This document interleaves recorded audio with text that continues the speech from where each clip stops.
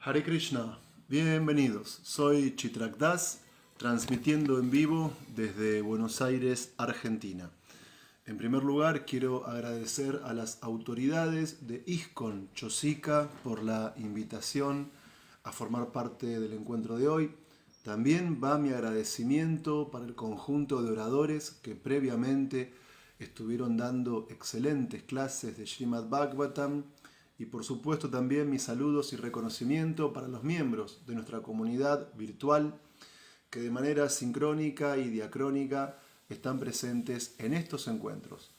En el encuentro de hoy el orden va a ser el siguiente: luego de la presentación cantar Jai o Radha Madhava, pronunciar el Dwadakshara Mantra, leer los textos sánscrito, traducción y significado.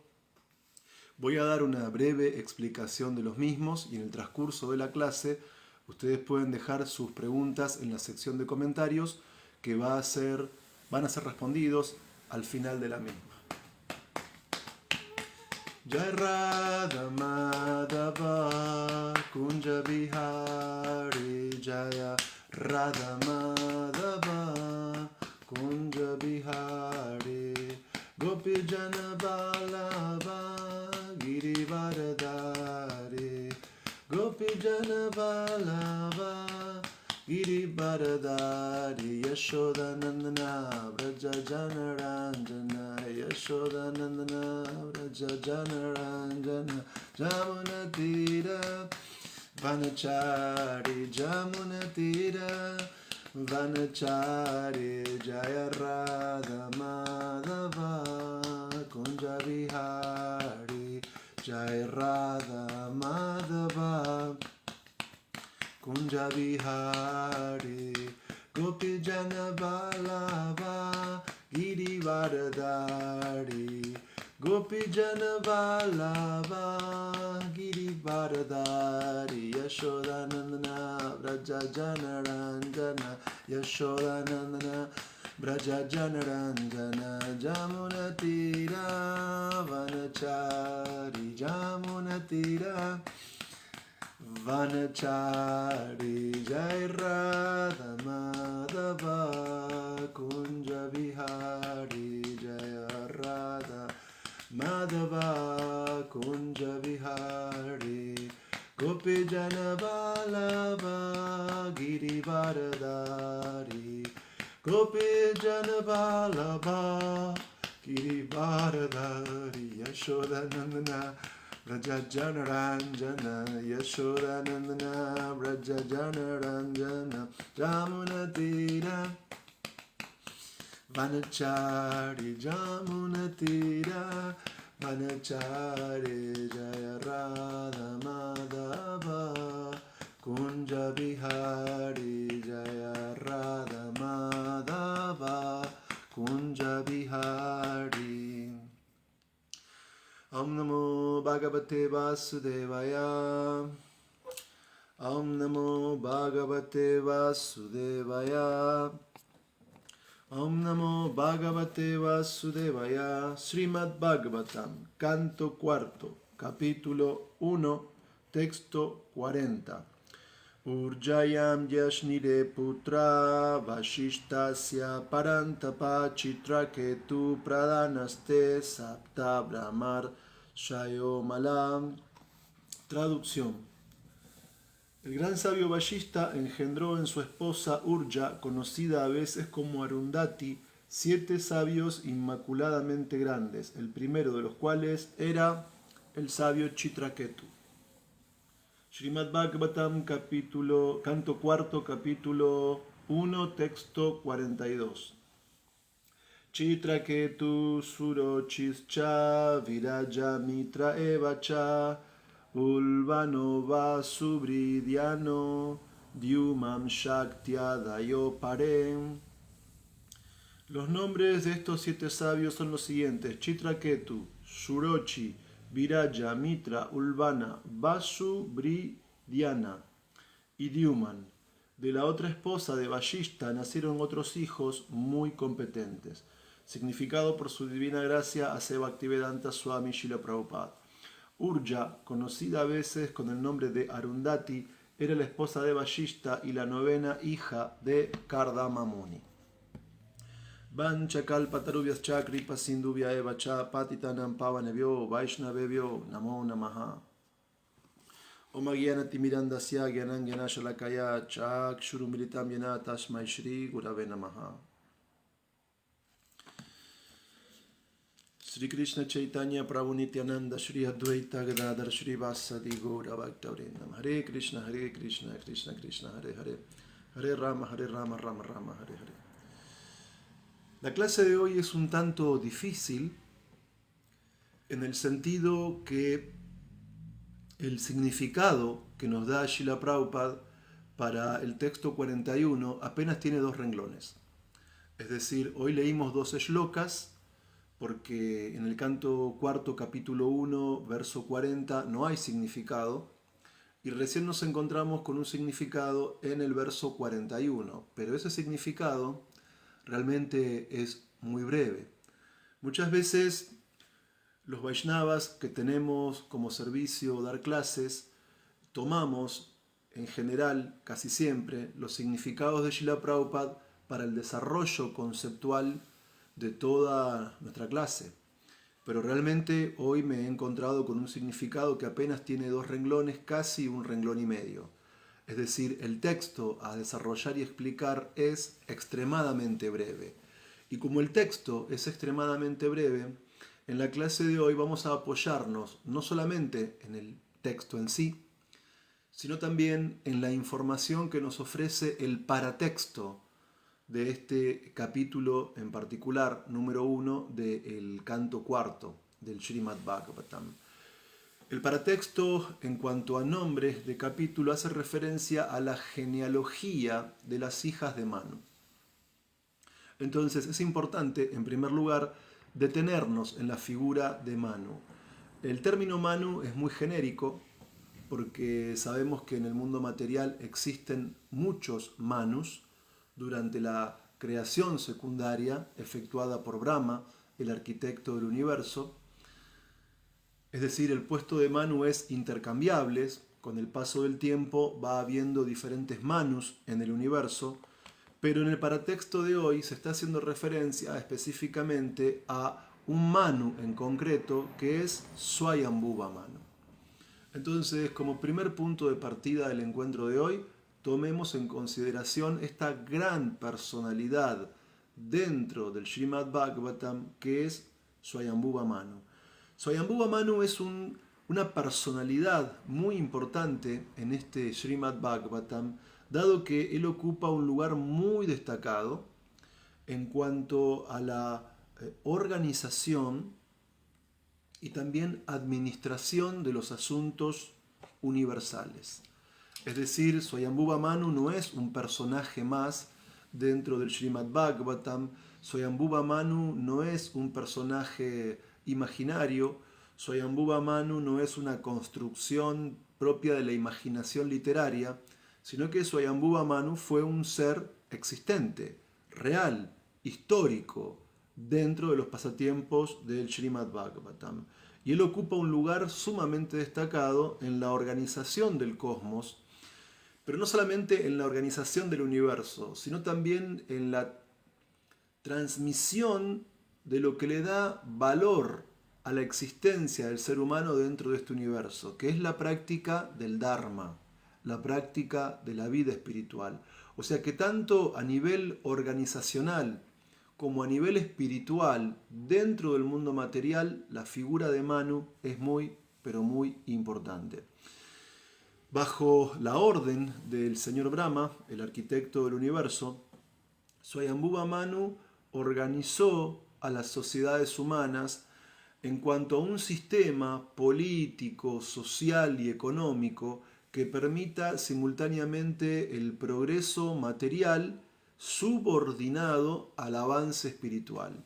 Es decir, Swayambhuva Manu es una de las principales figuras que establece en la sociedad humana el Varna Ashram Dharma, es decir, el sistema de divisiones sociales en brahmacharis, grihastas, vanaprastas, sannyasis, shudras, vaishyas, kshatriyas y brahmanas.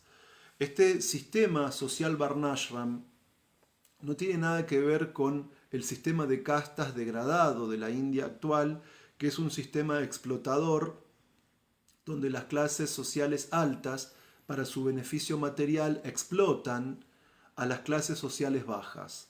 Swayambhuva Manu, bajo la orden de Brahma, se ocupa de organizar el universo y transmitirle un sentido a este universo a través de la transmisión del Dharma. Y para que la vida sea progresiva en sentido espiritual y que tenga una base confortable en el plano material, es que Swayambhuva Manu establece este Varna Ashram Dharma para que todas las clases sociales, brahmanas, kshatriyas, vaishyas y shudras, cooperen entre sí, tengan una vida próspera en sentido material, pero principalmente utilicen sus deberes prescritos para satisfacer a la suprema personalidad de Dios Sri Krishna. Y de ese modo el Varna Ashram que establece Swayambhuva Manu permite simultáneamente el progreso material, pero subordinado a la meta principal de la existencia, que es el avance espiritual en conciencia de Krishna.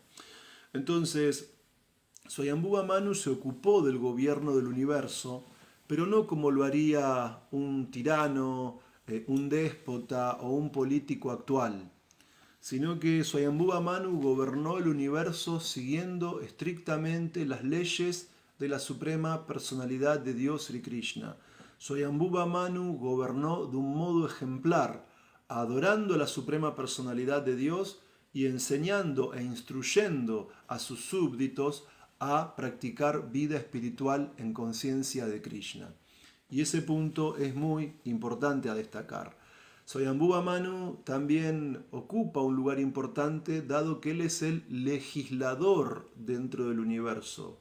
Él establece un conjunto de códigos, un conjunto de leyes para hacer que la vida humana pueda alcanzar su máxima perfección, para que haya una organización clara en cuanto a deberes prescritos dentro del sistema Varna y Ashram, pero para que a su vez ese sistema de organización social, político y económico permita no solo lograr la armonía social, no solo permita alcanzar el bien común para todas las clases sociales sin distinción, sino que la actividad que cada uno ejecute se convierta en un sacrificio para la satisfacción de la suprema personalidad de Dios y de ese modo pueda haber avance espiritual sustancial, que es la meta de la vida humana.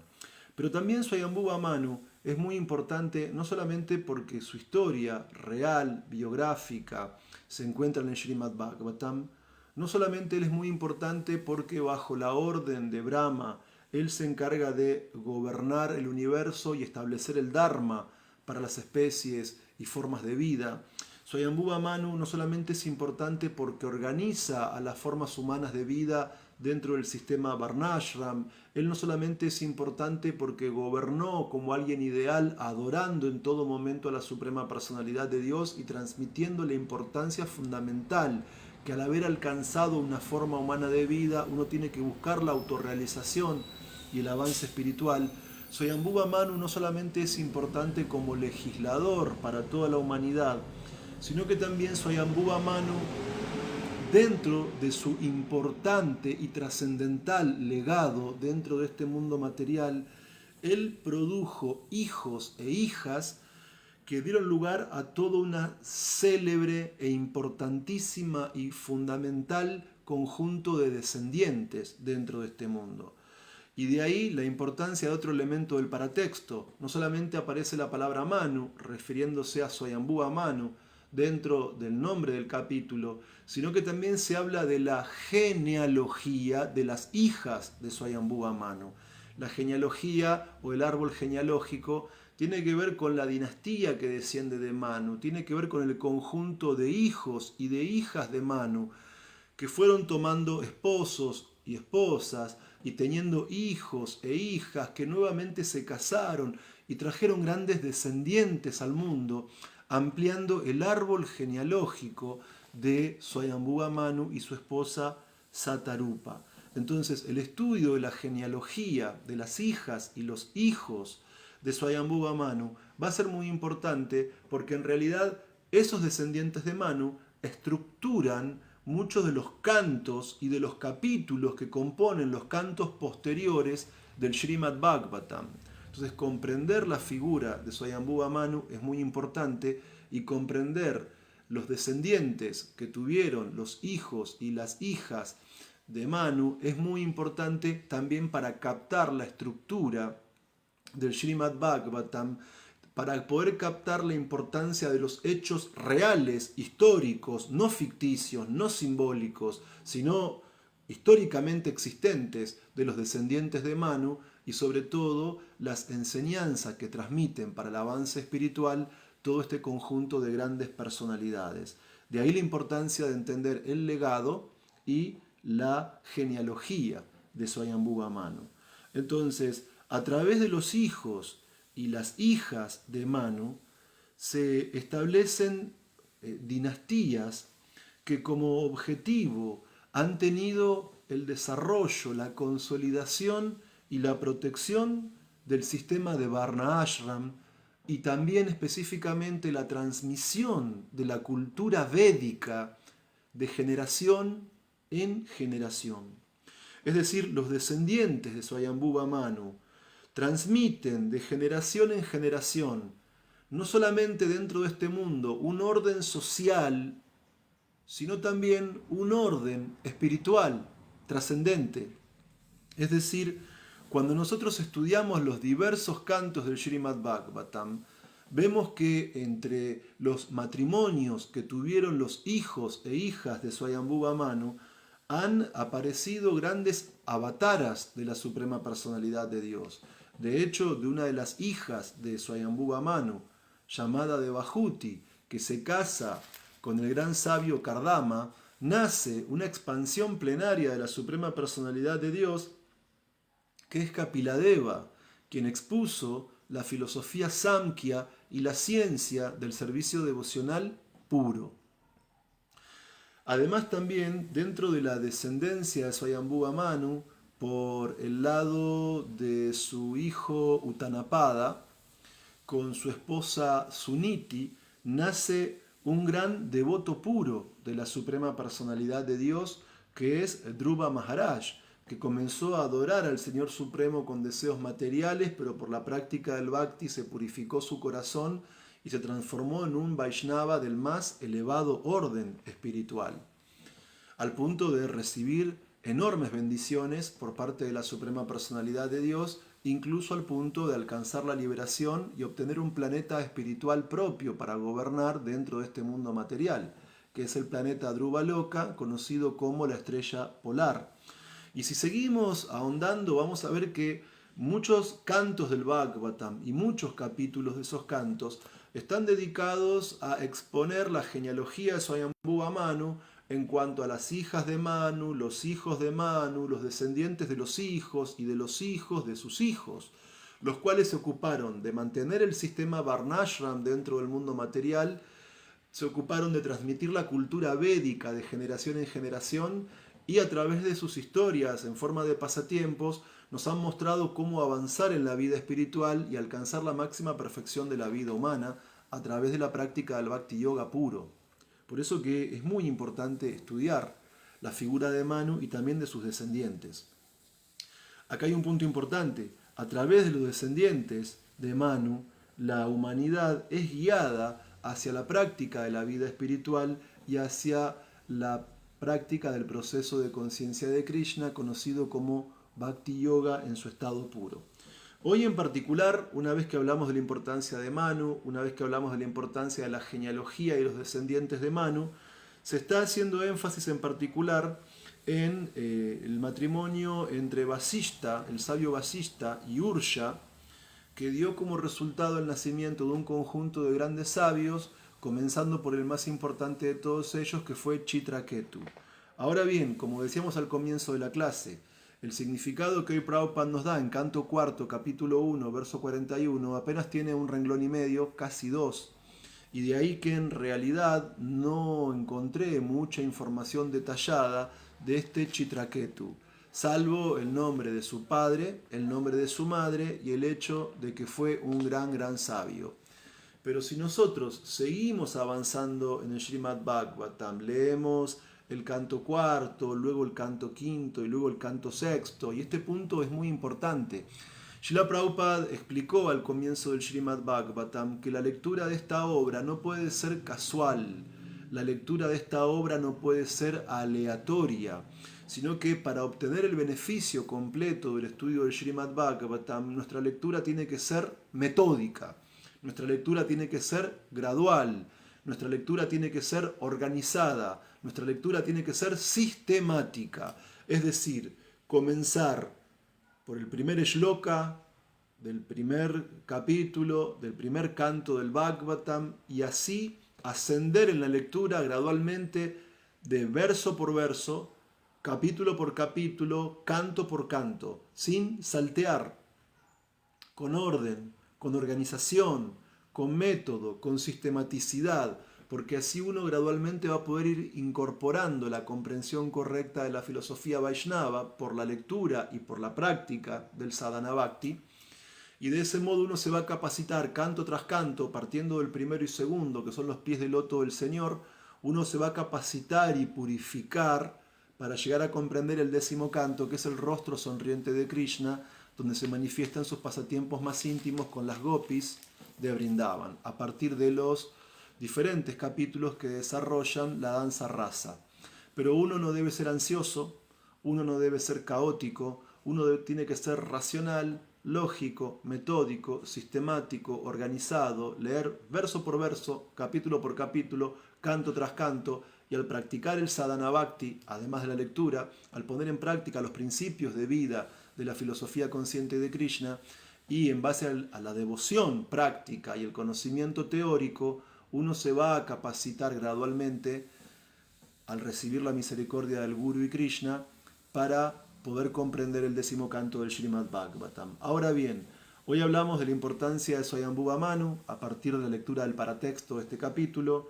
Hoy hablamos de la importancia de la genealogía de Swayambhuva Manu a partir de la lectura del paratexto de este capítulo y fundamentalmente en los textos 40 y 41 se habla de Vashishta y de Ursha que tras unirse en matrimonio concibieron a un conjunto de sabios encabezados por Chitraketu. Pero como decíamos previamente, el significado tiene apenas un renglón y medio, casi dos, y no encontramos demasiada información específica sobre este Chitraketu, salvo el hecho de que fue un gran sabio muy poderoso.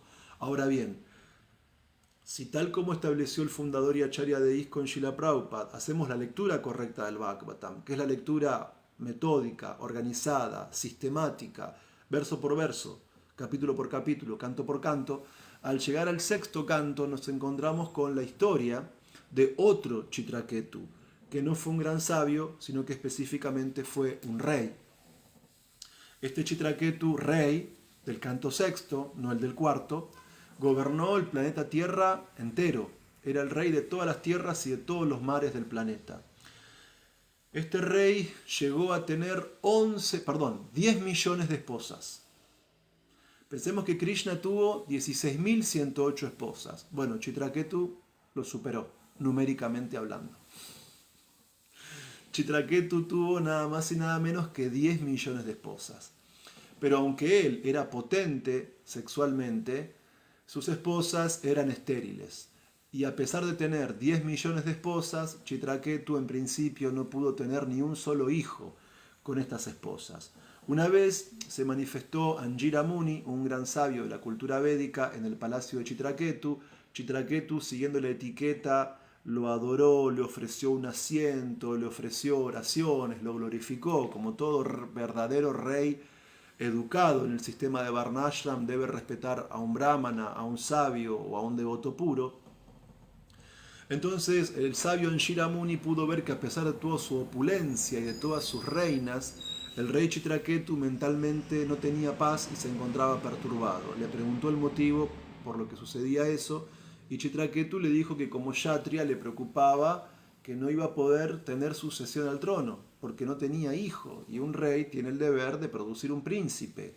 para que se haga cargo del gobierno y continúe la dinastía y la protección de los ciudadanos como deber prescrito para el placer de la suprema personalidad de Dios. Y Chitraketu no tenía un hijo y esto le causaba gran angustia. Entonces Anjira Muni le dijo que iba a tener un hijo que iba a ser causa de felicidad y de dolor. Anjira Muni llevó a cabo un ritual. El resultado de ese ritual era un prasadam que debía tomar la esposa de Chitraketu. Creo que su nombre era Kritadyuti, pero lo estoy citando de memoria. Por favor, corríjame si estoy equivocado. Creo que es Kritadyuti. Entonces, la reina Kritadyuti tomó ese prasadam, que era una especie de arroz dulce, si no recuerdo mal, y al cabo del tiempo tuvo un hijo varón. El rey se llenó de felicidad, la reina se llenó de felicidad, los ciudadanos se llenaron de felicidad, pero el resto de las esposas se llenaron de envidia, porque el rey Chitraketu se apegó muchísimo a su hijo recién nacido y a la reina Kritadyuti, que es la que le había dado ese hijo. Entonces el resto de las coesposas de Kritadyuti, el resto de las esposas del rey, decidieron envenenar al pequeño príncipe, hijo del rey Chitraketu. Entonces una vez la reina Kritadyuti envió a su sirvienta a buscar al pequeño niño, al bebé. La sirvienta pensó que el bebé estaba durmiendo muy pacíficamente, pero en realidad estaba muerto. Y cuando el rey y la reina se enteraron de la muerte de su hijo, padecieron sufrimientos totalmente desgarradores. Es lógico, ¿no? Uno en la vida a veces piensa que por el paso del tiempo los primeros que se van son los abuelos, los ancianos, los padres de uno, pero ningún padre espera la muerte de un hijo. Es algo completamente antinatural, la muerte de un hijo en vida del padre. Uno con dolor, con tristeza, en sentido material, puede aceptar más fácilmente la partida de este mundo de alguien anciano, ya enfermo, con un cuerpo deteriorado, alguien que haya vivido mucho tiempo en esta vida, como un abuelo o tal vez un padre muy mayor. Pero una persona no acepta fácilmente la muerte de un hijo o de una hija pequeña o pequeño. Y eso le ocurrió al rey Chitraketu y a la reina Kritadyuti. Entonces, en ese momento, cuando el rey y la reina estaban lamentando, descendieron al palacio del rey tanto Narada Muni como Anjira Muni e instruyeron al rey Chitraketu en el conocimiento trascendental. Y por la gracia de Narada, el niño muerto volvió a la vida. Le explicó al padre y a todos los presentes que el apego al cuerpo, a la esposa, a los hijos, es ignorancia, porque en realidad no somos cuerpos materiales sino almas espirituales. Le explicó que el alma condicionada en el ciclo del nacimiento y la muerte ya ha tenido tantos nacimientos como insectos, como plantas, como animales, como hombres, como semidioses. ¿Qué sentido tiene desde el punto de vista filosófico y trascendental el apego al nacimiento presente, al cuerpo presente y a la familia presente? Ese apego es como una especie de sueño. Entonces, el punto es que tras escuchar la instrucción de su hijo, el alma en el cuerpo pequeño del niño abandonó el cuerpo y siguió su camino en la existencia. Entonces, luego de las ceremonias funerales que hizo el rey Chitraketu junto con su esposa, tras el arrepentimiento de las coesposas que envenenaron al pequeño príncipe, el rey Chitraketu recibió de Narada Muni un mantra que tras ejecutar austeridades y meditar en ese mantra por una semana, él logró el reino sobre el planeta de los Vidyádaras. No solamente Chitraketu logró ser el gobernante de la tierra, sino que logró ser gobernante del planeta de los Vidyádaras como subproducto y como producto final de la meditación en ese mantra y en las austeridades. Chitraketu se purificó y pudo ver a la suprema personalidad de Dios cara a cara en forma del señor Ananta. Entonces Ananta, la suprema personalidad de Dios, instruyó a este rey Chitraketu en el conocimiento trascendental, y este Chitraketu luego, en una especie de aeronave, comenzó a viajar con bellísimas mujeres vidyádaras por todo el universo material, haciendo Harinam Sankirtan. Este Chitraketu Maharaj comenzó a viajar por el universo entero cantando los nombres y cantando las glorias de la Suprema Personalidad de Dios, y se volvió un devoto muy, muy, muy elevado. Pero en sus viajes por el universo, en un momento vio que Shiva estaba sentado instruyendo a un grupo de sabios sobre la renuncia a la vida material, pero Shiva, mientras predicaba la renuncia a la vida material, estaba abrazado con su esposa Parvati. Y Chitraketu sonrió mientras volaba con su aeroplano al ver la situación, habló en voz muy alta como para que Parvati pueda escucharlo, y Parvati lo maldijo a nacer como demonio. Entonces Chitraketu descendió del avión, se postró ante Parvati, ante Shiva, les ofreció oraciones, pero no como en muchos pasatiempos, que los que son ofensores piden perdón a la persona ofendida para que retire la maldición. Como era un devoto muy avanzado, Chitraketu no pidió retirar la maldición, sino que la aceptó gustosamente, porque él estaba más allá de la alegría y de la tristeza del mundo material. Chitraketu, en base a su avance espiritual, había logrado un estado de imperturbabilidad y de ver todo, lo bueno o lo malo que sucede en la vida, como un arreglo de Krishna para el perfeccionamiento de sus devotos. Entonces Chitraketu continuó, y Shiva, delante de Parvati y de los grandes sabios, glorificó a los devotos puros al ver la actitud de Chitraketu, y glorificó de esa manera las cualidades elevadas de Chitraketu Maharaj. En su próxima vida, Chitraketu nació como hijo de Tuashta, un brahmana, al cual Indra había matado a su otro hijo, que era Vishvarupa. Y aunque Chitraketu, en su vida posterior, nació como el poderosísimo demonio Vritrasura, aunque externamente él se comportaba como un demonio, internamente era un devoto puro, totalmente absorto en el servicio devocional a Krishna. Y el punto es que podemos ver que en el servicio devocional no hay pérdida ni disminución alguna. Y vida tras vida uno puede seguir perfeccionando su práctica espiritual hasta alcanzar la autorrealización.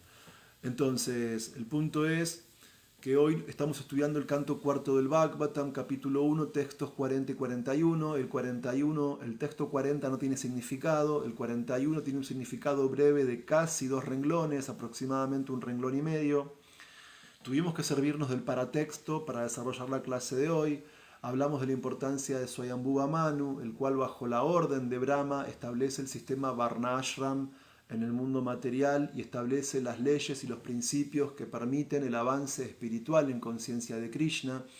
Hablamos de la importancia de la descendencia genealógica de Swayambhuva Manu, pues en la familia de Swayambhuva Manu han nacido grandes personalidades, grandes devotos puros como Dhruva Maharaj, han nacido avataras de la Suprema Personalidad de Dios como Kapila Deva, y específicamente hoy hablamos de Vashishta y Ursha, que tuvieron como hijo a Chitraketu y a otros grandes sabios, pero como respecto de este Chitraketu, el sabio, no hay información en el significado de hoy, pues acabamos de recordar el sexto canto del Bhagavatam, la historia del gran rey Chitraketu Maharaj, gobernante de la tierra, que fue iluminado por Anshira Muni, por Narada Muni, y dedicó su vida por completo a la práctica del avance espiritual.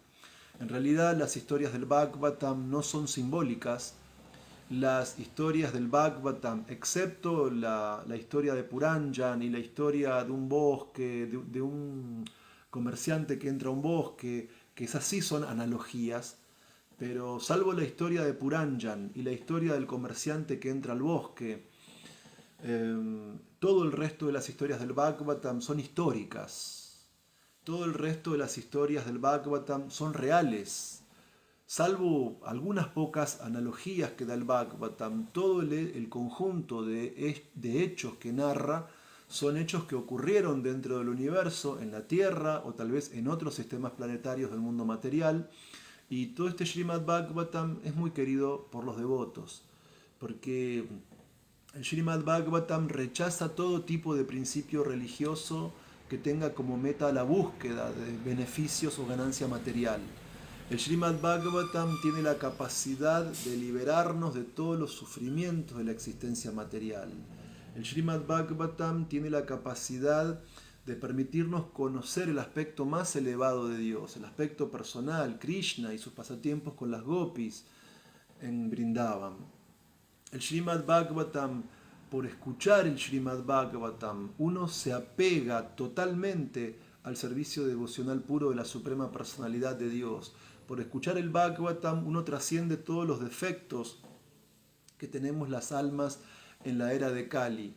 Por escuchar el Srimad Bhagavatam, uno adquiere conocimiento y amor por Dios, porque este Bhagavatam fue compilado por Vyasadeva en la madurez de su vida espiritual como lo más importante de todo el conocimiento védico, y este Bhagavatam fue enriquecido cuando a orillas del río Ganges, para beneficio del rey Parikshit y de todos los seres humanos del universo, Shukadev Goswami lo expuso. Entonces es muy importante que nosotros podamos día a día leer el Bhagavatam de manera metódica, sistemática, organizada, verso por verso, capítulo por capítulo, canto por canto, sin saltos. Es muy importante que además de leer el Bhagavatam podamos meditar durante el día en nuestras lecturas, intentar incorporar las enseñanzas del Bhagavatam para guiar nuestra vida en el día a día. Y de ese modo gradualmente vamos a apegarnos a Krishna, de ese modo vamos a desapegarnos de lo material y vamos a aspirar a la meta más elevada del Bhakti Yoga, que es el amor puro por Krishna. Hare Krishna, muchas gracias. Todas las glorias a Srila Prabhupada y a los Vaishnavas reunidos. Saludos para Ramanitai Kripa Prabhu. Saludos también para Steve Campos Alvarado. Saludos también para Unmada Vidyanidhi. Y gracias, Unmada Vidyanidhi, por confirmar que la esposa del rey Chitraketu es Krita Dyuti. Bien, solamente encuentro saludos, así que no hay preguntas.